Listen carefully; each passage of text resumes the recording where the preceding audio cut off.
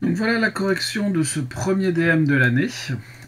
Un DM d'algèbre linéaire, sans vraie difficulté. Alors un peu de réflexion quand même, puisque c'est le principe même des DM, mais pas vraiment de difficulté. Donc un premier exercice, d'ailleurs un seul exercice. Tout d'un coup j'ai un petit doute, est-ce qu'il y avait un ou deux exercices? Non, il y avait deux exercices, donc deux exercices dans ce DM. Donc de l'algèbre linéaire pour le premier et des fonctions pour le deuxième. Donc, on nous demande d'abord de montrer que cet ensemble E1 de A est un sous-espace vectoriel de M3 de R, classique, on admet qu'il en est de même pour E2. Je pense que pas mal d'entre vous ont utilisé la méthode que vous appelez méthode en 3 points, c'est-à-dire montrer que l'ensemble est non vide, qu'il est inclus dans un espace un peu plus grand et qu'ensuite il est stable par combinaison linéaire. Moi, je vais vous proposer une autre méthode. Donc, je vais tout simplement vous dire que M appartient à E1 de A. Si et seulement si, eh bien la matrice AM est égale à la matrice M, ce qui revient à dire que AM moins la matrice M est égale à la matrice nulle. On s'intéresse à l'endomorphisme suivant.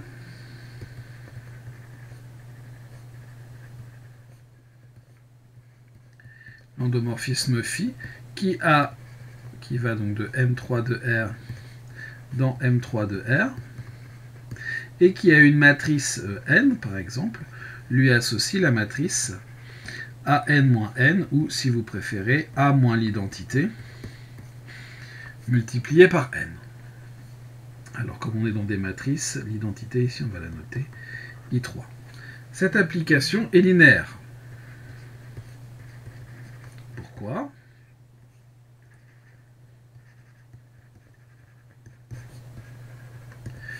Pour tout lambda appartenant à R, pour tout couple N et P de matrice,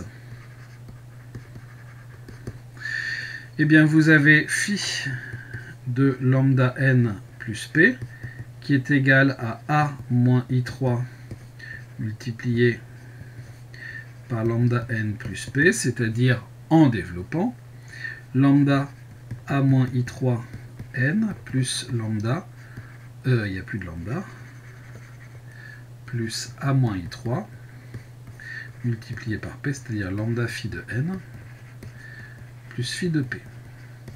Pourquoi est-ce que c'est intéressant de montrer que l'application est linéaire? Parce que tout simplement, E1 de A est le noyau de phi. Pourquoi noyau? Parce qu'ici, c'est l'ensemble des matrices telles que l'image vaut 0. On a E1 de A est égal à ker de phi. Donc E1 de A est un sous-espace vectoriel de M3 de R.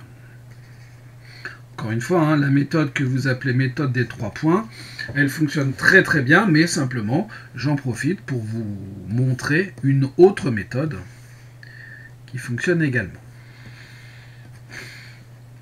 Donc c'est réglé pour la première question. Deuxième question, établir que E1 de A est inclus dans E2 de A. Donc je me donne une matrice M appartenant à E1 de A. Bon. Qu'est-ce qu'on peut dire? Eh bien, on a AM est égal à M. Et je vais multiplier à gauche par la matrice A.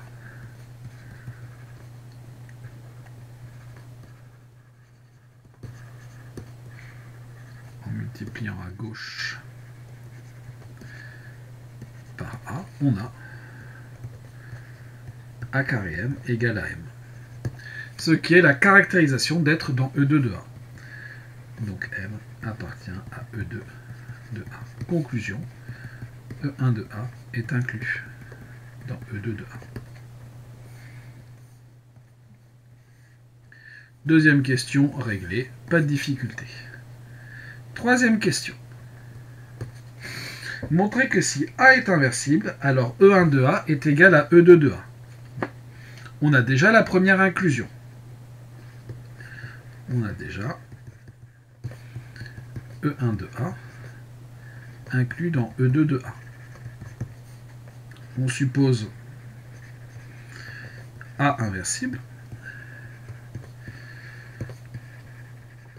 Je prends une matrice dans E2 de A. Alors, A carré M est égal à AM, en multipliant à gauche par A-1 cette fois, qui existe puisqu'on a supposé la matrice inversible.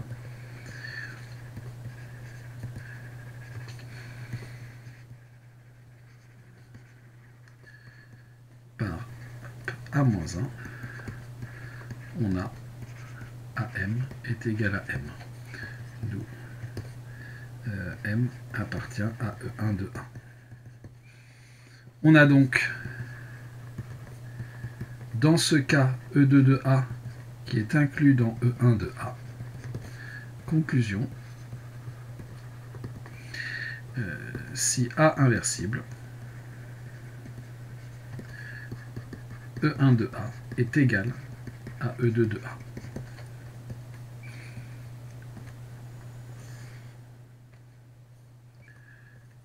Deuxième point réglé. Quatrième question. On va faire une nouvelle page.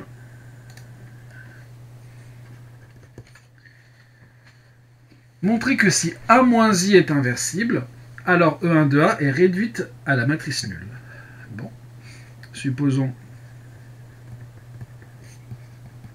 A-I inversible, soit M appartenant à E1 de A. On a donc AM égale M, ce qui revient à AM moins M est égal au vecteur nul, ce qui revient à A moins l'identité. Alors, en fait, elle s'appelle juste I, l'identité. On peut l'appeler 3, peu importe. Multiplié par M est égal au vecteur nul. On a supposé que A moins I3 était inversible en multipliant là aussi à gauche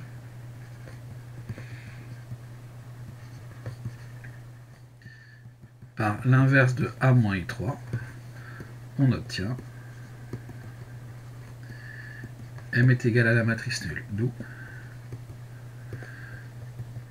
E1 de A est inclus dans la matrice nulle, E1 de A étant un sous-espace vectoriel.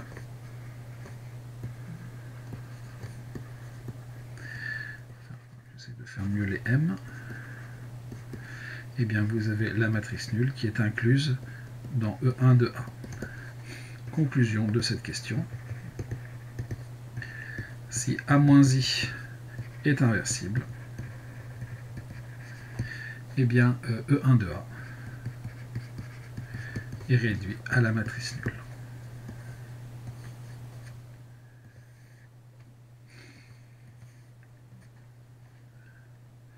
Question 5. Soit B égale machin, déterminer E1 de B et E2 de B.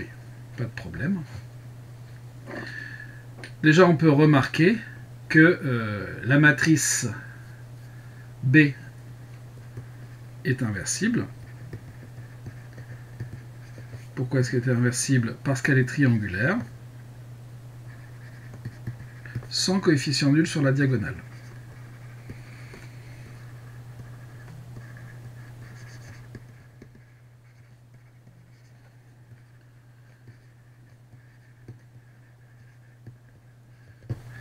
De plus, on n'a pas un de plus.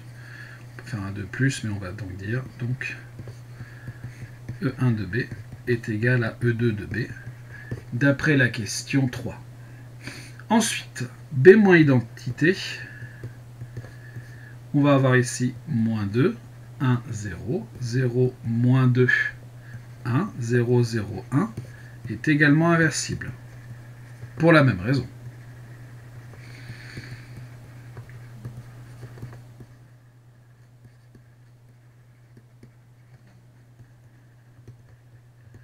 Donc, E1 de B est réduit à la matrice nulle.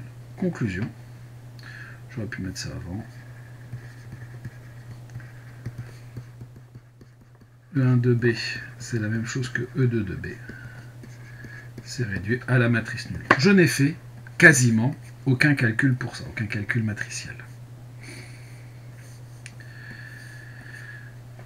Question 6. On nous donne une matrice P. Très bien. On nous donne une matrice C d'abord, une matrice P. Montrer que P est inversible et calculer P-1. Donc on va faire les deux en même temps, par le pivot de Gauss.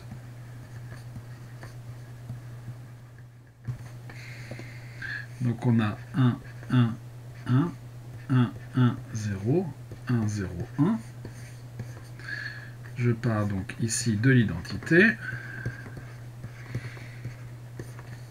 Alors je pense que certains d'entre vous utiliseront une matrice augmentée pour écrire les choses. Je n'aime pas cette écriture, mais je ne vous en tiendrai aucunement rigueur si vous utilisez ça.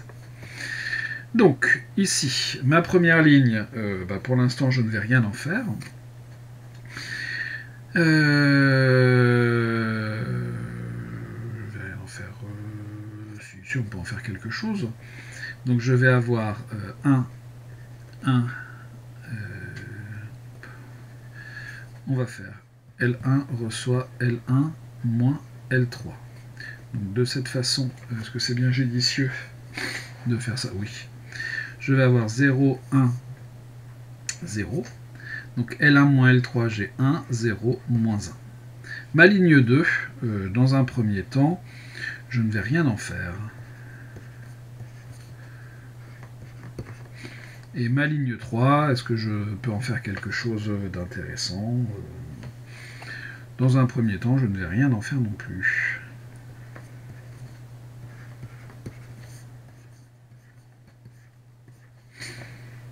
Ensuite, ma première ligne, elle sera intéressante en deuxième place. Mais je ne vais donc pas y toucher ici. Ma deuxième ligne, elle, je vais y toucher. Je vais me servir de la première ligne pour faire partir le 1 qui est au milieu. Donc je vais faire L2 moins L1. Donc ici, j'ai 1 moins 0, ce qui me fait 1. 1 moins 1, 0. 0 moins 0, 0. Ici, j'ai L2 moins L1, donc je vais avoir moins 1, 1. Et 0 moins moins 1, j'ai 1. Ma troisième ligne, pour le moment, je n'en fais rien. Donc je vais la laisser comme ça. Alors, je pourrais en faire quelque chose, mais je préfère bien détailler les calculs et faire les opérations élémentaires vraiment l'une après l'autre. J'ai besoin d'une nouvelle page. Ma première ligne, je n'y touche pas. La deuxième ligne, je n'y touche pas. La troisième ligne, je vais y toucher. Qu'est-ce que je vais faire? Eh bien, je vais faire la troisième moins la deuxième. 1 moins 1, 0, 0 moins 0, 0, 1 moins 0, 1. Et de l'autre côté, donc la troisième moins la deuxième, 0 moins moins 1, ça me fait 1. 0 moins 1, moins 1, 1 moins 1, 0. Et une fois qu'on a fait ça, il n'y a plus qu'à remettre les lignes dans l'ordre, c'est-à-dire tout simplement à échanger l'ordre des deux premières lignes. Donc ma ligne 1 va recevoir la ligne 2 va recevoir la ligne 1. Et la troisième, je n'y touche pas, donc j'ai 1, 0, 0, 0, 1, 0, 0, 0, 1. Et ici, je vais donc avoir moins 1, 1, 1, 1, 0, moins 1, 1, moins 1, 0. Conclusion. P est inversible. Et si je ne me suis pas trompé dans les calculs, P-1 est égal à moins 1, 1, 1, 1, 0, moins 1, 1, moins 1, 0.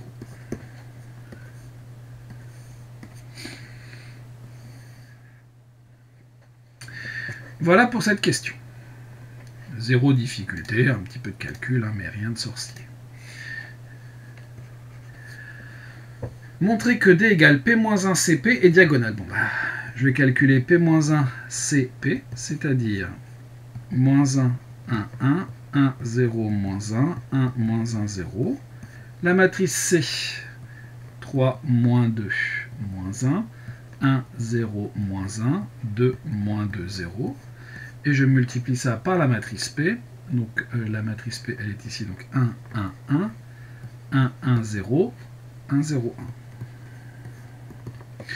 Je vais faire le calcul. Bon. Donc je vais recopier ma matrice P-1 ici. Il faut que je la recopie bien, sinon ça ne marchera pas évidemment. Et ensuite, je fais mon travail. Donc, je vais avoir 3 moins 2, ce qui me fait 1. 1 moins 1, ce qui me fait 0. Ensuite, j'ai 3 moins 2, ce qui va me faire 1. 3 moins 1, 2. La deuxième ligne. 1, 0 moins 1, ce qui me fait 0. 1, 0, 0, donc ce qui me fait 1. 1, 0, moins 1, ce qui me fait 0. 2, moins 2, 0, donc j'ai 0. 2, moins 2, bah, j'ai encore 0. Et ensuite, 2, 2. Dernier calcul. Donc je multiplie ma première ligne par la première colonne, ça va me faire 0. Si je multiplie par la deuxième, donc je vais avoir moins 1 plus 1, ça me fait 0. Moins 2 plus 2, 0. Ensuite, par ma première colonne, ça va me faire 0. Le deuxième coefficient, je vais avoir 1. Et le troisième, ça me fait 0. Ensuite, j'ai encore 0 ici. 1 moins 1, ce qui me fait 0. Et dans ma dernière, j'ai 2. 2, c'est tout. Donc, D qui est égal à cette matrice est bien diagonale. Il n'est pas interdit qu'il y ait des zéros sur la diagonale. J'ai eu cette question pendant que vous travaillez. Diagonale, ça veut juste dire que en dehors de la diagonale, il n'y a que des zéros, mais vous pouvez avoir un ou plusieurs zéros, voire même que des zéros sur la diagonale. Ça ne pose pas de problème. Donc voilà la question 6b. Question 7.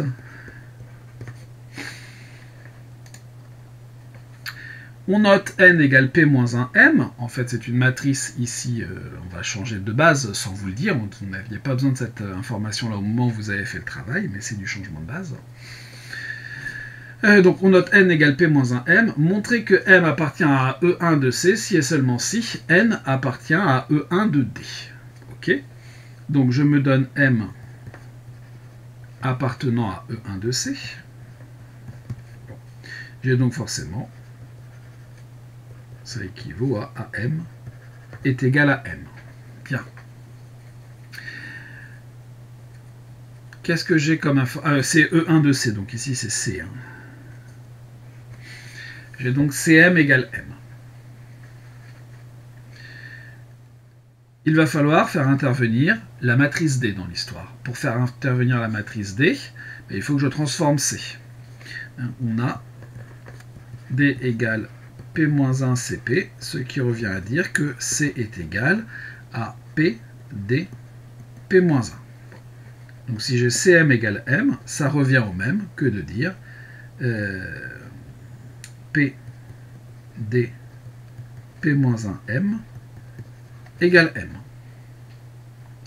Très bien. Moi, ce que je voudrais, c'est ne faire intervenir que la matrice D. Je voudrais avoir dn égale M. P-1M, ici, je reconnais N. Je vais multiplier à gauche et à droite par P-1, et je vais donc obtenir dn est égal à P-1M, c'est-à-dire à N. Ce qui revient à dire que N est dans E1 de D. Donc, conclusion. M appartient à E1 de C. Ça revient au même que N appartient à E1 de D. Il est vrai que la plupart du temps, quand on a une équivalence à démontrer, comme c'était le cas ici, on travaille par double implication. Mais ici, on peut le faire directement par équivalence, donc autant ne pas s'en priver. Question B. Montrer que n appartient à E1 de D si et seulement si il existe ABC tel que n égale machin. Bon. Soit n appartenant à E1 de D. Alors, il existe des réels, alors que je vais appeler alpha, bêta, gamma, ABC. On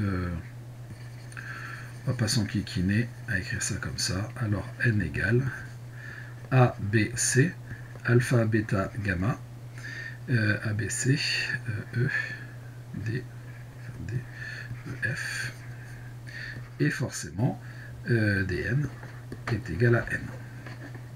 On va avoir un système en fait. Hein. Nous.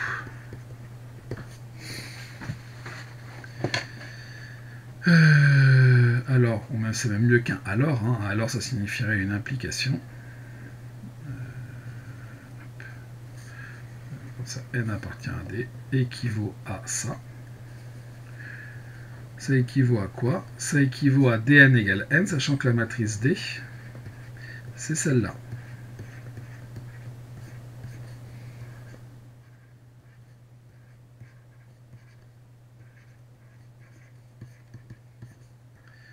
dn égale n. Voilà. Donc, si on fait notre multiplication à gauche, donc j'ai une ligne de 0 multipliée par la première colonne, par la deuxième colonne, par la troisième colonne, ça me fait des zéros. Ensuite, si je regarde avec la ligne du milieu, donc je vais avoir 0, alpha, 0, donc alpha. Je suis en train de me rendre compte que j'aurais dû mettre le ABC au milieu et mettre les coefficients en lettres grecques ailleurs, mais c'est pas très grave. Bêta, gamma. Et ma dernière ligne, donc j'ai 0 fois A plus 0 fois alpha plus 2 fois D, donc je vais avoir ici 2D. Ensuite, je vais avoir 2E, je vais avoir 2F. Et ça doit être égal à A, B, C, alpha, bêta, gamma, D, E, F. Ce qui revient à dire que vous avez A égale B égale C égale 0. Il faut que les deux premières lignes soient les mêmes. Alpha, bêta, gamma égale alpha, bêta, gamma, ça ne nous apporte rien. Et ensuite, vous allez avoir 2D égale D, 2E égale E, 2F égale F. Ce qui revient à dire que donc A égale B égale C égale 0. Si vous avez 2D égale D, eh bien vous avez forcément D qui vaut 0. Si vous avez 2E égale E, bah vous avez E qui vaut 0. Si vous avez 2F égale F, c'est F qui vaut 0. Et donc finalement, ça revient à dire que N est de la forme 0, 0, 0, 0, 0, 0, alpha, bêta, gamma. Conclusion. N est dans cet ensemble E1 de D. Si et seulement si il existe simplement 3 réels, alors que je vais appeler ici ABC pour coller à l'énoncé, tel que N, la première ligne et la troisième ligne valent 0, et au milieu on a les coefficients ABC.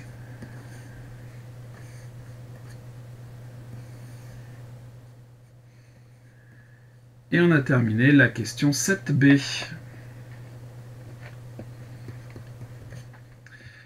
C'est pas 7c, c'est la question 8. En déduire l'expression générale de E1 de C, puis celle de E2 de C. Très bien, pas de problème. Donc, qu'est-ce que je peux dire de E1 de C?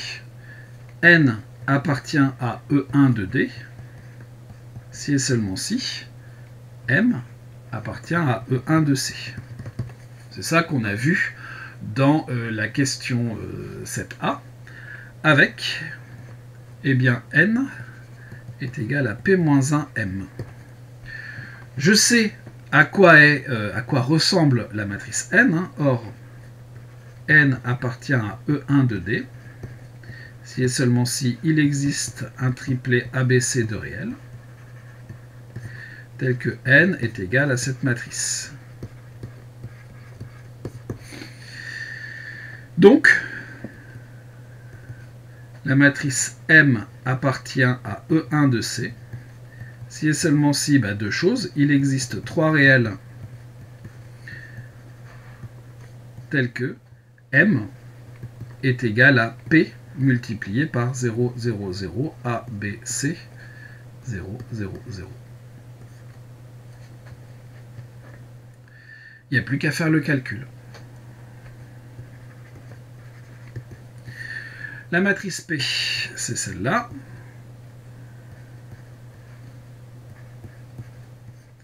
Multiplié par cette matrice-là.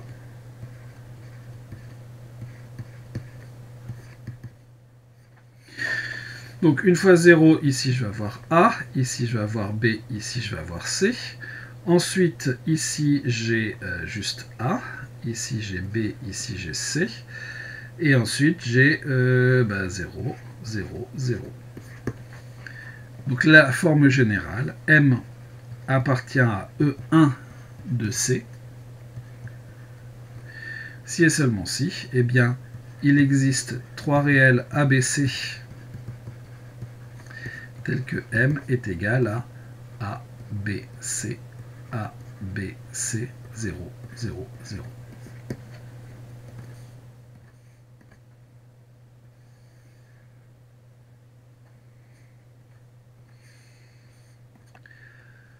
On a les matrices de M1, de E1 de C. C'est bien ça que j'ai écrit. Maintenant, E2 de C.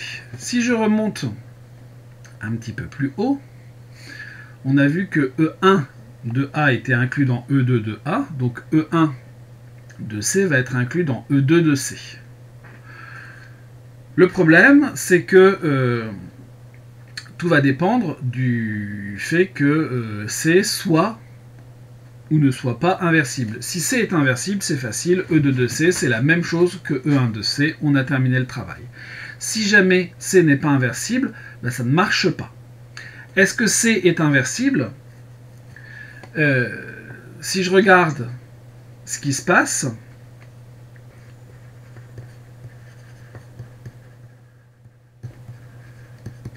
je regarde mon premier vecteur de la matrice C, plus le dernier vecteur,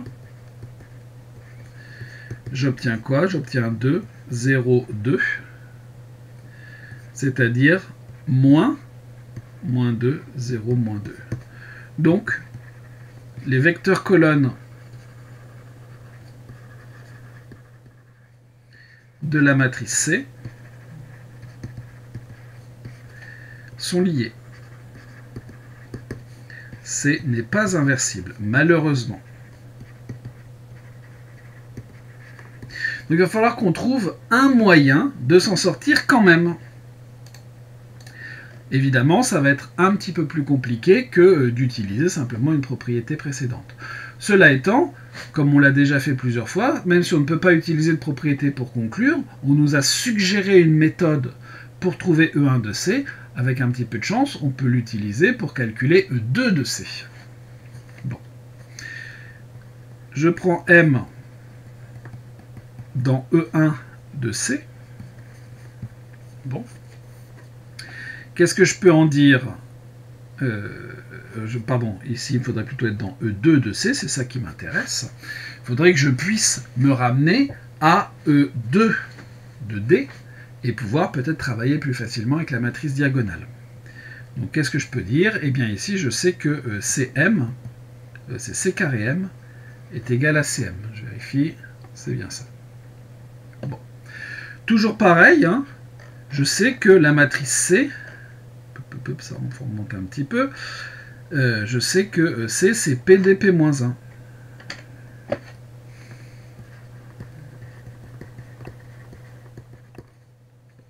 Donc je vais avoir quoi? Je vais avoir P d carré P-1 M égale P d P-1 oui, M, c'est bien ça. P-1M, c'est toujours N. Et puis, eh bien, je peux multiplier par P-1, puisque la matrice P, c'est toujours la même, hein, elle est toujours inversible. Et donc, je vais avoir d carré N est égal à Dn. En d'autres termes, eh bien, N appartient à E2 de D. Donc, je viens de démontrer que M est dans E2 de C, si et seulement si, N est dans E2 de D. C'est un premier résultat intermédiaire qui va m'intéresser.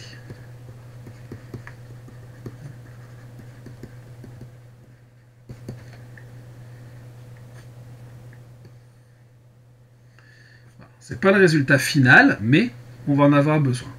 Ensuite, je vais choisir N appartenant à E2 de D, et avec un petit peu de chance, comme on l'a fait précédemment, on va pouvoir s'en sortir. Qu'est-ce qu'on doit avoir? Eh bien, on a d carré N égale Dn.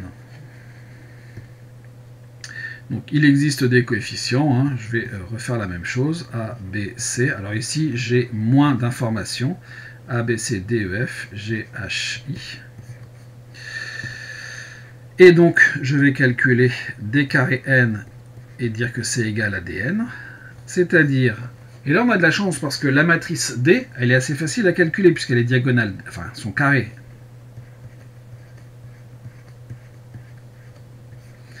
Multiplié par la matrice N.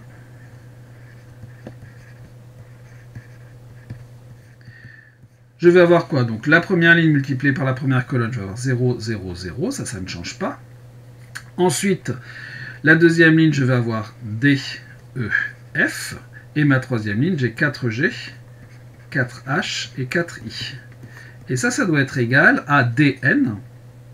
Et si je multiplie la matrice D par la matrice N, je vais avoir 0, 0, 0, D, E, D, E, F. Et ici, j'ai 2G, 2H et 2I. Conclusion. G égalité si et seulement si 0 égale 0 égale 0, donc je ne peux rien conclure. D égale E égale F, je ne peux rien conclure, mais je vais avoir 4G égale 2G, 4H égale 2H, 4I égale 2I. Et comme tout à l'heure, G égale 0, H égale 0, I égale 0. Conclusion. Conclusion partielle. Hein. N appartient à E de cette fois de D. Si et seulement si il existe, alors il y en a un petit peu plus, A, B, C, D, E, F, dans R6 cette fois, tel que N est égal à A, B, C, D, E, F, 0, 0, 0. Voilà ce que l'on a fait. Et donc maintenant, on a suivi la même méthode. Hein. M appartient à E1, non c'est E2 de C. Si et seulement si N qui vaut P-1M appartient à E2 de D, d'où M appartient à E2 de C.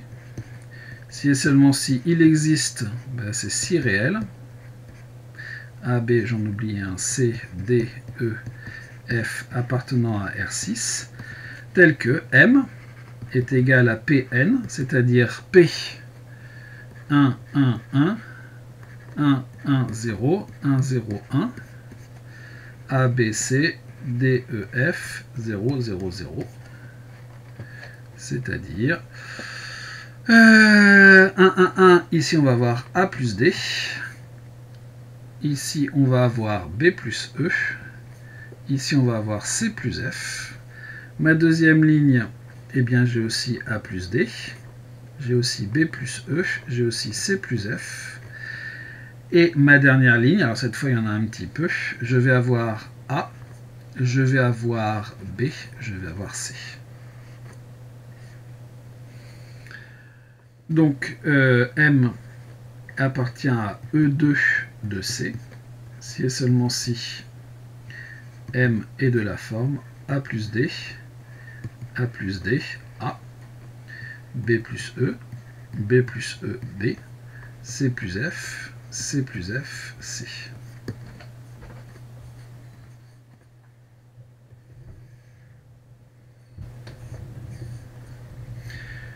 Dernière question. A-t-on E1 de C égale E2 de C? Si je remonte un petit peu, pour E1 de C, j'avais les ABC, ABC 0. Donc là, on pourrait se dire, bah ouais, les deux premières lignes sont les mêmes, mais j'ai pas forcément ABC qui vaut 0. On a, par exemple, la matrice 1, 1, 1, si je prends ABC égale 1, appartient à E2 de C et n'appartient pas, la matrice que je vais appeler M et M, appartient pas à E2 de C. E1 de C, alors ici c'était E2 et n'appartient pas à E1. E1 de C n'est pas égal à E2 de C. Puisque j'ai une matrice qui est dans l'un des ensembles et pas dans l'autre. Et voilà pour ce premier exercice.